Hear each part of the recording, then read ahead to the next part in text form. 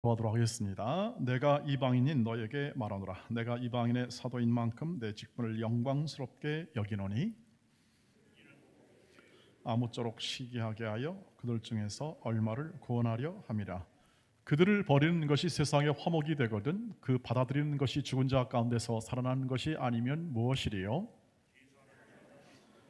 가루가 거룩한즉 떡덩이도 그러하고 뿌리가 거룩한즉 가지도 그러하니라.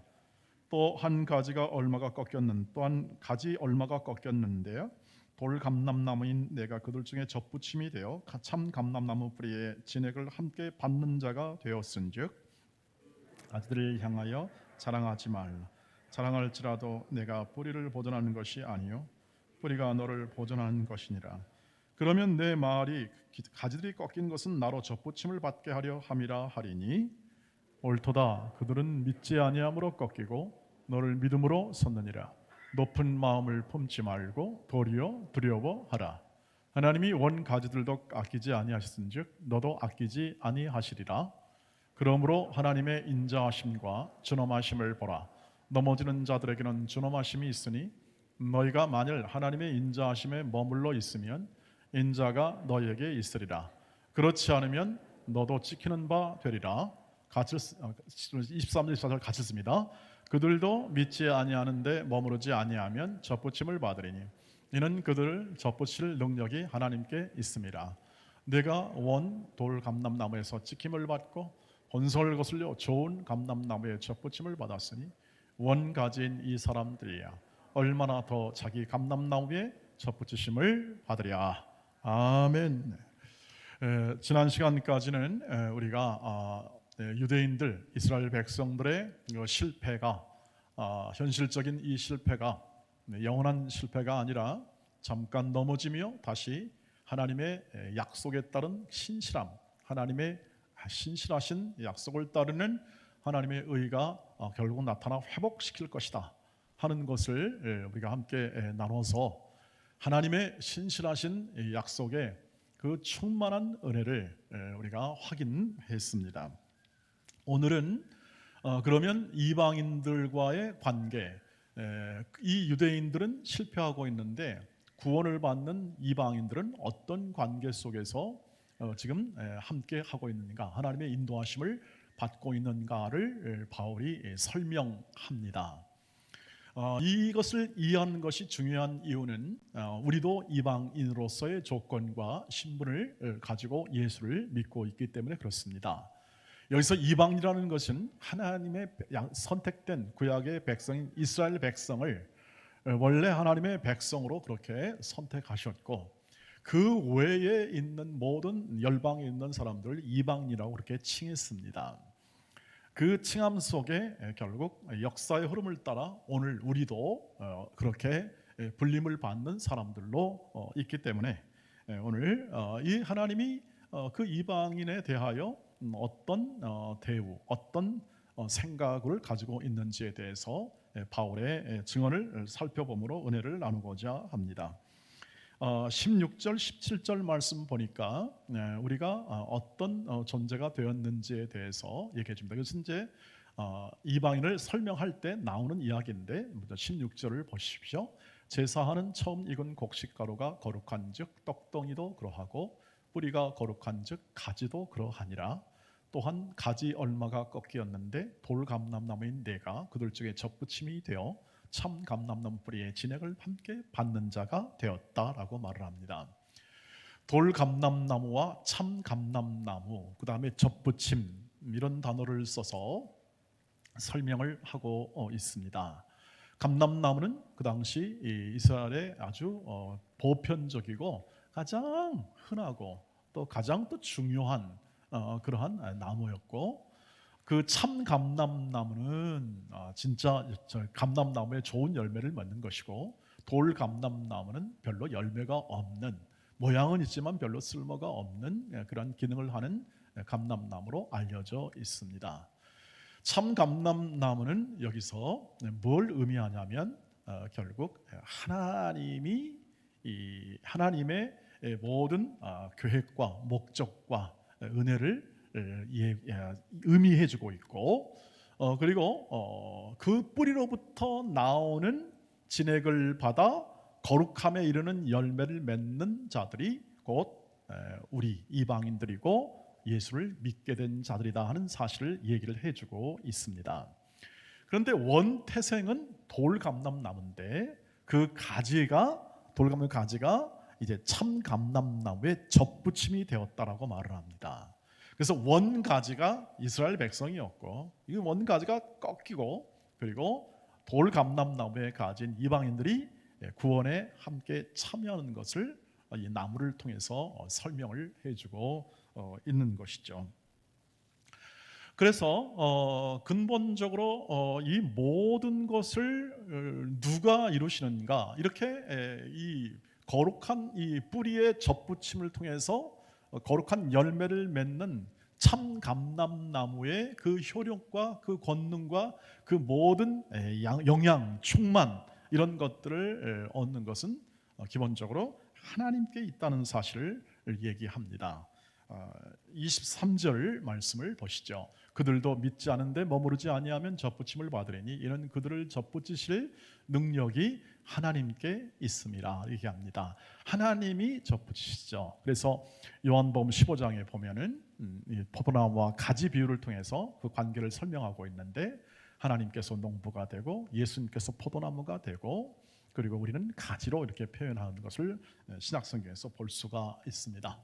이는 하나님의 능력으로 됩니다. 하나님의 접붙이시는 능력입니다. 그래서 지금 꺾여 있는 이스라엘 백성의 운명, 지금 실패하고 있는 이스라엘 백성, 불순종하는 이스라엘 백성도 좀 꺾여 있지만 오늘 말씀에 의하면은 그 능력이 하나님께 있기 때문에 그 접붙임의 능력이 무한한 능력이 하나님께 있기 때문에 이스라엘 백성도 다시 회개하고 돌아오는 그 과정을 통해서 다시 접붙임을 받을 수 있다라고 얘기합니다.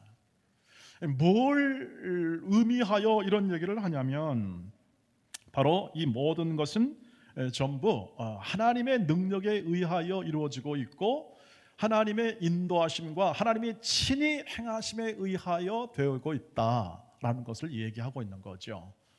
그리고 그 하나님의 접붙이시는 능력, 하나님의 그 지혜와 그 크신 권능을 가지고 접붙이시는 능력을 통하여 이 모든 일이 이루어지고 있기 때문에 너희의 모든 이 가지의 접붙임을 받은 이 가지의 삶의 모든 근거는 하나님의 일하심에 있다 하는 것을 얘기합니다. 18절로 20절 말씀을 한번 보시죠. 그렇게 하여 그것을 설명하면서 이 바울은 우리 이방인들이 접붙임을 받는 사람들이 가져야 할 태도를 하나 제시합니다. 같이 읽겠습니다. 시작.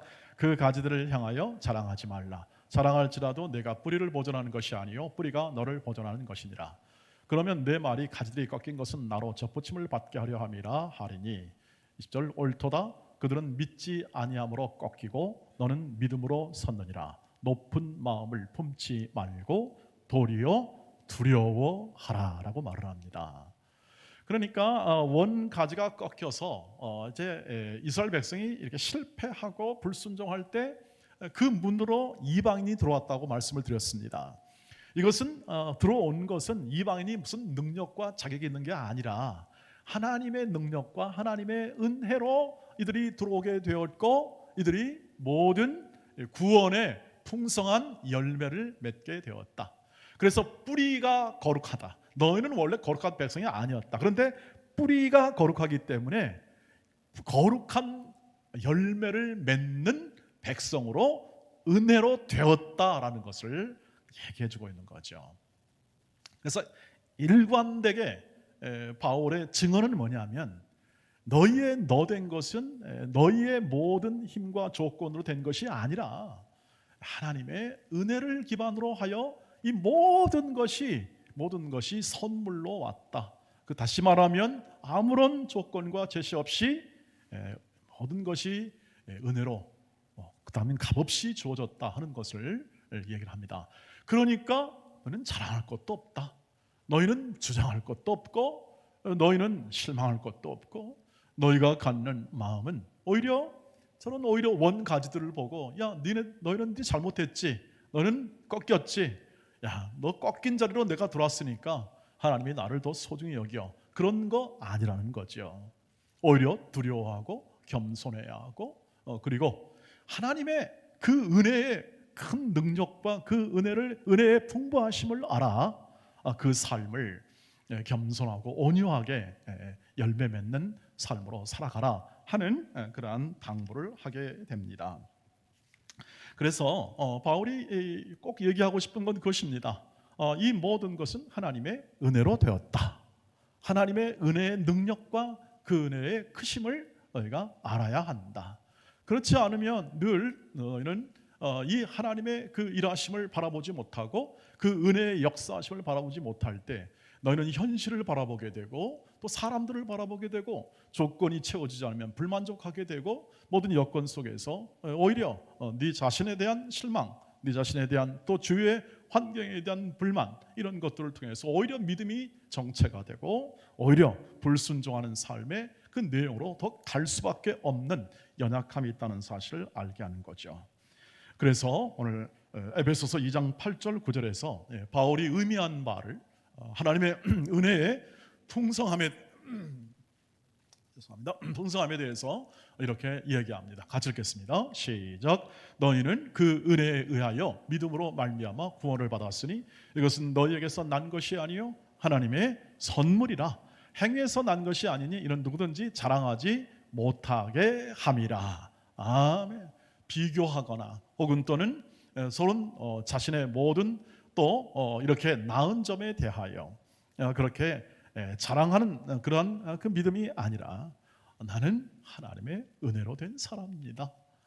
내가 자랑할 것이 없고 하나님이 주신 은혜를 통하여 나는 살아가고 있고 하나님의 그 은혜만이 내 인생과 삶의 소망입니다 하는 것이죠. 그래서 이 말씀을 통해서 확인해 본 바는 구원이 선물입니다. 구원이 선물이기 때문에 구원받는 인생과 그 존재가 선물로 주어집니다. 선물로. 이 점이 굉장히 어려운, 하나님 말씀에도 계속 강조를 하고 있지만 어려운 부분입니다. 우리가 인생에 우리 받은 이 인생 있잖아요. 구원받은 인생, 이것이 선물이라고 하는 거죠. 왜요? 은혜에 기반했기 때문에 그렇습니다. 은혜. 하나님이 우리의 조건과 우리의 능력을 기반으로 하지 않고 우리의 자랑이나 우리의 재능을 기반으로 하지 않고 은혜로 했습니다. 값없이 했다는 이야기입니다. 조건 없이 했다고 하는 겁니다. 그래서 그로부터 나오는 은혜의 행위로부터 나오는 모든 것들이 전부 다 선물입니다. 그래서 구원이 선물입니다. 구원받은 존재가 선물이고 구원받은 존재가 하는 일이 구원의 일입니다. 믿으십니까? 이 부분을 우리가 확인하지 않으면 우리는 늘 약하고 부족하여 늘 실패하잖아요. 실패가 더 많습니다. 내 뜻대로 정말 하나님 뜻대로 살고 싶은 살고 싶은 욕망이 좀 더 잘 되는 게 아니라 훨씬 더 많은 실패를 경험하면서 살기 때문에 하나님의 그 은혜에 기반하지 않으면 우리는 언제든지 좌절하고 꺾여버릴 수 있는 그러한 삶의 환경이고 또 우리의 연약성의 본성이 연약한 것을 가지고 있다고 하는 것이죠. 하나님이 말씀드린 대로 뿌리가 거룩하기 때문에 우리는 거룩함에 이르는 열매를 맺을 수밖에 없는 그 인생의 선물로 받은 겁니다. 값없이 받은 겁니다. 이것을 확인하면 우리의 모든 이 방법의 또 하나는 뭐냐면 예수 그리스도가 이미 2000년 전에 구원을 이루셨습니다. 2000년 전에 이미 구원을 이미 이루셨다고 하는 거죠. 그러면 2000년 후에 우리는 태어났습니다. 지금 예수를 믿습니다. 그러고 봐서는 우리의 인생이라는 것이 예수 믿기 전에도 이미 완성된 구원으로 하나님의 계획과 인도하심 속에는 있었다는 뜻입니다. 그래서 우리를 창세 전부터 계획하신 하나님의 계획이 크고 위대하다는 이유가 거기서 나옵니다. 하나님의 마음에는 창조하시고 인간을 참 보기에 좋은 선한 그런 멋진 존재로 만들었던 그때부터 시작된 이 하나님의 그 사랑을 통한 그 은혜의 역사가 모든 피조물과 모든 환경 속에서 하나님이 선물로 주십니다. 은혜로 한다는 이 뜻입니다. 근데 우리가 알지 못해서 그렇습니다. 그래서 바울이 에베소서 1장 3절부터 시작되는 것은 바로 하나님이 태초부터 시작된 하나님의 그 영광의 계획이 6절에 가서는 하나님의 영광의 자녀로 세우시는 하나님의 목적임을 분명하게 얘기하여 오늘 우리가 받은 이 구원받는 삶도 하나님의 선물일 뿐만 아니라 우리의 구원을 받기로 작정하고 이 땅에 우리를 태어나게 하신 때부터 하나님의 은혜이고 이미 태어나기 전부터 우리의 인생을 계획하고 하나님의 목적을 따라 우리를 설계하시고 우리를 인도하신 하나님의 그 계획과 목적도 은혜이니까 우리의 모든 인생과 삶은 은혜로 인하여 믿음을 갖게 되고 구원의 풍성한 삶을 살고 있다는 것을 우리가 확인할 수 있습니다. 그러니 선물이라고 하는 거죠. 그래서 은혜로 인하여 나타나는 것은 다 선물입니다. 우리가 구원의 모든 것을 은혜로 시작하여 믿음으로 나타났으니 믿음도 선물입니다. 여러분, 믿음은 구원의 조건이 아닙니다. 선물입니다. 우리가 이렇게 얘기하잖아요. 당신은 믿습니까? 당신은 믿습니까? 아멘. 구원을 받았습니다. 오늘 하나님의 자녀가 되었습니다. 맞습니다. 구원의 자녀가 되었는데요, 실은 내가 믿습니다 라는 것으로 조건으로 하여 구원받는 게 아닙니다. 이미 구원을 받았습니다. 이미 예수를 통해서 구원을 받고 하나님이 내 입술의 고백에 마음을 열어 고백하게 합니다. 나는 예수를 믿습니다. 하나님 내 아버지십니다. 정말 도저히 안 되겠군요. 저는 하나님의 자녀가 아니면 살 수 없습니다 하는 고백을 어느 시점에 하게 합니다. 그리고 그 고백을 통해서 어떻게 하죠? 증거가 되는 거죠. 증거. 당신은 하나님의 자녀임이 증거가 되는 거죠. 하나님을 아바 아버지라고 고백하는 것은 성령이 아니고는 안 된다는 것이 로마서 8장에 있는 말씀이잖아요. 그러므로 우리가 고백하는 모든 그 믿음을 통해서 우리는 우리에게 임한 구원을 확인하는 겁니다. 그래서 신앙 고백은 구원의 확인이죠. 사도신경과 그 사도신경에 있는 고백을 통해서 우리는 하나님의 자녀임을 확인하고 그리고 고백하면서 하나님의 자녀됨에 대한 감사로 찬양을 올리는 과정 속에 있다는 사실을 사도신경을 통해서 또 확인하게 되는 겁니다.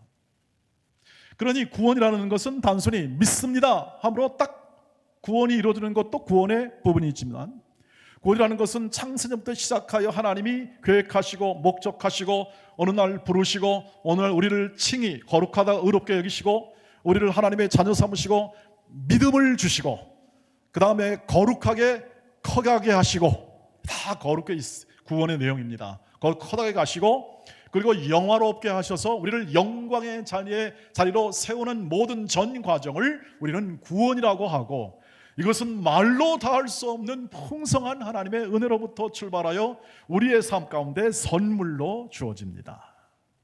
선물로.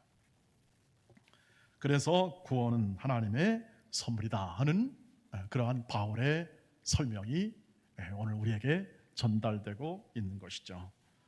그래서 저와 여러분이 갖는 이 모든 것은 하나님의 은혜, 선물이다 이렇게 얘기합니다. 그리고 바울의 고백처럼 우리는 그 하나님의 은혜에 의하여 인생을 살고 있다는 사실을 확인하게 됩니다. 우리 고린도전서 15장 9절 10절을 함께 읽겠습니다. 시작. 나는 사도 중에 가장 작은 자라. 나는 하나님의 교회를 박해하였으므로 사도라 칭함받기를 감당하지 못할 자니라. 그러나 내가 나 된 것은 하나님의 은혜로 된 것이니 내게 주신 그의 은혜가 헛되지 아니하여 내가 모든 사도보다 더 많이 수고하였으나 내가 한 것이 아니요 오직 나와 함께 하신 하나님의 은혜로다 라고 얘기합니다. 은혜가 이 모든 것을 이룬 것이지 내게 한 모든 수고는 그저 수고일 뿐이다. 진정한 이 모든 일은 이루고 의미 있게 만드는 것은 하나님의 은혜다 이렇게 얘기를 합니다. 은혜와 동행하는 삶이었고 은혜가 함께하는 삶이었고 은혜가 모든 것을 인도하여 이루신다 하는 거죠. 그러니까 이것을 바탕으로 종교개혁자들이 주장한 게 그것입니다. 오직 하나님의 은혜, 솔라 그라티아라는 그런 대명제가 있는데 종교계에 있어서 오직 하나님의 은혜다. 사람들은 실패한다. 이스라엘 백성도 실패한다. 꺾인다. 그러나 접붙이는 능력의 하나님의 그 은혜가 이 모든 것을 뒤집는다 이 뜻입니다. 뒤집는다. 그럼 사람은 뭐 하는가? 그럼 그 은혜를 받은 사람은 뭐 하는가? 수고 있잖아요. 여기서는 수고, 사랑의 수고예요. 하나님의 뜻을 받드는 삶을 살아가는 거죠. 하나님의 말씀에 따른 삶을 살고 열매 맺는 인생을 사는 겁니다. 신앙생활은 바로 그것입니다. 은혜에 의하여 가진 믿음으로 살아가는 겁니다. 하나님의 그 은혜의 능력을 신뢰하고 그 하나님의 은혜로 된 것이니 은혜로 마치게 될 줄 믿음으로 살아가는 것이 우리의 수고입니다. 우리의 모든 삶에서 우리는 더 앞으로도 어떤 일을 겪을지 우리는 다 알 수는 없고, 우리가 겪는 길에 우리가 지금까지 해왔던 모든 경험으로 다 해결할 수 없는 일이 또 일어날 수도 있습니다. 코로나19가 그런 예 중에 하나였습니다. 다 감당할 수가 없어요. 그런데 우리의 모든 삶 속에서 하나님의 은혜는 이것보다 크게 일하고 그 은혜는 결국 우리의 인생을 열매 맺게 하십니다. 아니, 실패 안에서도 열매 맺게 하시고 고난 속에서 열매를 맺게 하시고 우리의 연약함 속에서 하나님의 은혜가 열매를 맺습니다. 그 대표적인 증거를 요셉의 생에서 얘기하잖아요. 요셉이 당했던 모든 이 어려움과 힘든 모든 여건 속에서 요셉은 말할 수 없는 모욕 혹은 또는 어려움, 그리고 그 다음에 정의로움을 가지고 했던 모든, 자신의 성결함을 가지고 했던 모든 일도 감옥에 갇히는 수모를 당하게 됩니다. 어느 사람이 형제에게 팔림을 당하고 배신을 당하여 노예로 팔렸다면 그 인생이 얼마나 비참하겠습니까? 그리고 더할 없이는 노예로 끌려가서 혹은 또는 재기할 수 없는 모든 환경 속에서 이렇게 살아간다는 것.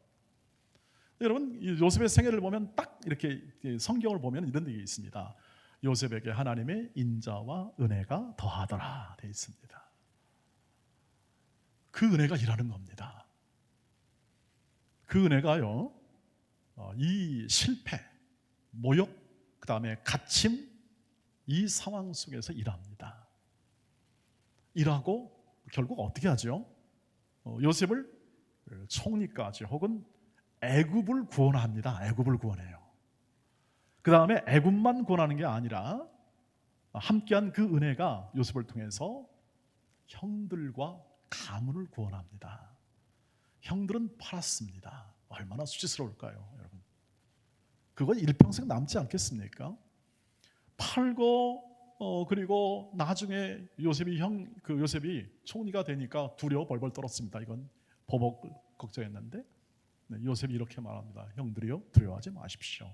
내가 당신의 모든 아들, 딸들을 다 키울 것이며 모든 가문을 일으켜 세울 것입니다. 걱정하지 마십시오. 이건 하나님이 하시는 겁니다.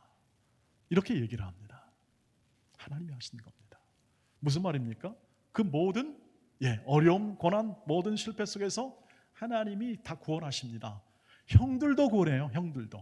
그 못난 형들도 다 구원해요. 가족을 다 구원하잖아요. 하나님의 은혜는 이럴 것입니다. 하나님의 은혜는 우리의 정의, 우리의 논리, 우리의 생각을 넘어서 우리가 당하는 어려움과 모든 억울함을 넘어서 하나님의 은혜는 그것을 이루어 나가십니다. 그 역사를 이루어 나가시는 거죠. 구원의 역사를 이루어 나가시는 겁니다. 그건 뭘로 표현할까요? 감당할 수 없는 하나님의 은혜라는 것 말밖에 표현할 길이 없는 것이죠. 왜요? 어떻게 그것을 다 이해하겠습니까? 우리는 그저 힘겨운 하루하루, 우리의 모든 이 현실에서 힘겨운 하루하루를 지내가며 우리의 일을 하면서 열심히 뛰어가고 있지만 우리가 원하는 만큼, 우리가 바라는 만큼 되는 사람이 별로 없는 것이 현실이죠. 그런데 우리가 말하는, 우리가 믿는 하나님은 이 모든 현실 속에서 우리의 약할 때 강한 하나님의 은혜의 능력을 나타내시도 할 뿐만 아니라 오히려 핍박받고 환난 속에서 그 고통 안에서 일하시고 고통과 함께 고통하시고 그것을 반전시켜 그것을 소망으로 만들어내시는, 환난은 인내를, 인내는 연단은 소망을 만들어내시는 하나님의 은혜로 우리 인생을 이끌고 계심을 믿으시기를 주의 이름으로 축복합니다. 그것이 납득이 안 된다면 우리는 여전히 심체하고 여전히 우리가 가진 조건과 환경을 원망하고 불평하거나 혹은 또는 세상을 탓하는 그 정도밖에 삶을 살 수가 없는 것이죠. 하나님의 은혜가 있기에 고생하고 수고해도 그 하나님의 은혜 속에서 우리는 점점 자라가고 있고 커져가는 우리 자신을 발견할 수가 있게 될 것입니다. 지난 한 해 동안도 우리가 11개월을 보내면서 거의 이제 한 해를 보냈습니다. 어떻습니까, 여러분? 여러분 마음에 기도하는 대로 우리가 원하는 대로 충만하게 모든 일이 좀 어느 정도 이렇게 잘 해결이 되고 또 나아지고 그랬습니까? 조건과 환경 이런 것들을 하나님이 어느 개인에 따라서는 정말 좋게 해주시고 좋은 것을 더 주시기도 하고 할 거라고 생각합니다. 그것에 대해서는 아무나 우리는 불만이 없을 겁니다. 그러나 잘 안 됐던 부분, 연약했던 부분, 그리고 부족했던 부분, 간절히 기도했으나 회복되지 않는 그러한 모든 우리의 가족들 혹은 또는 아픈 연약한 지체들이 아마 우리 눈앞에 있을 거라고 생각합니다.